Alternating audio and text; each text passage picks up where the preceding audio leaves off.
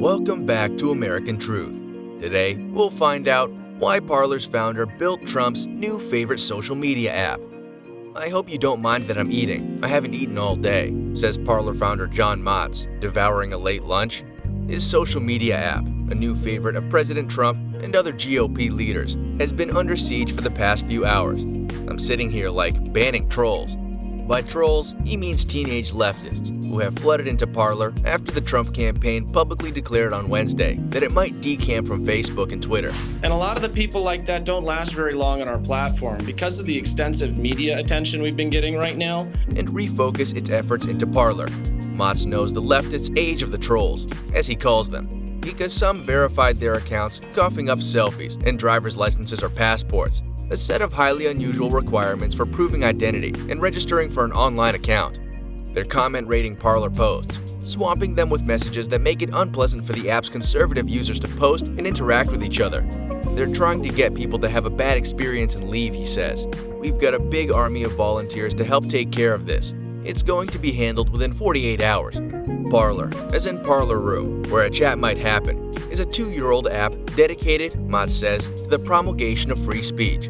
The best thing is for everyone to engage with a bad idea and shut it down through public discourse. Right now, Parler is hosting a very one-sided conversation. It is almost entirely made up of Republican leaders, officials, thinkers, and publications. Liberals account for a very minute share of the population, Matze says. The Trump campaign, of course, is on Parler. Likewise, Trump's son Eric, his lawyer, Rudy Giuliani, and his campaign manager, Brad Parscale. Alongside them, Senators Rand Paul and Ted Cruz, the National Rifle Association, and the Washington Times.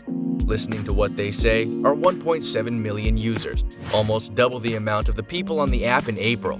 Presumably many have arrived in the days following Trump's announcement. This moment in the sun for Parler comes courtesy of the president's ongoing feud with Facebook, and especially Twitter, over what he and other conservatives see as censorship and unfair treatment. That tension has grown recently, after Twitter applied fact-check and explanatory labels on several of Trump's tweets. Facebook now appears poised to do something similar. Trump has already threatened the social media industry with increased regulation, and he may go a step further than that and move his own digital presence, a key factor in his 2016 victory, over to an app like Parler. It has been a home for the right since its beginning, and is an ideal spot for the president's fiery words, given Matze's devoutly laissez-faire attitude towards speech. There are going to be no fact-checkers. You don't have to be told what to think and what to say. A police officer isn't going to arrest you if you have the wrong opinion, says Matze, 27. I think that's all people want. That's what they like. Matze has been weighing under these thoughts for some time, stretching back to his time as a University of Denver undergrad, where he studied math, German, and business. He found himself leaning a lot toward the conservative economist Thomas Sowell, very logical.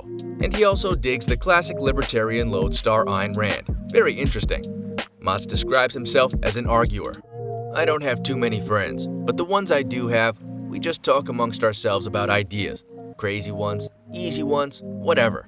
After graduating in 2014, he took short gigs as a software developer at a number of companies, including a few months at Amazon. Matze was never into big central points of authority, and this included bosses, so he struck out on his own in 2018, raising some angel round money from his friends to begin Parler.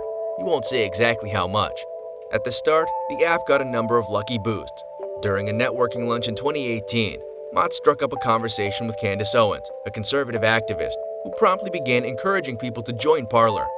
By the following June, it had about 200,000 users, a figure that doubled almost overnight when hundreds of thousands of Saudi Arabian dissidents deserted Twitter for Parler, unhappy with what they saw as Twitter protecting the Saudi government. Media outlets including Reuters, Slate, and the Daily Beast reported on the exodus, helping Parler keep growing. How do you feel about this new app? Do social media apps have the right to censor their content, or is that an infringement on our First Amendment right? Let us know in the comment section below. And if you haven't subscribed to American Truth, make sure you hit that like button, subscribe button, and notification bell. And we will see you in the next video.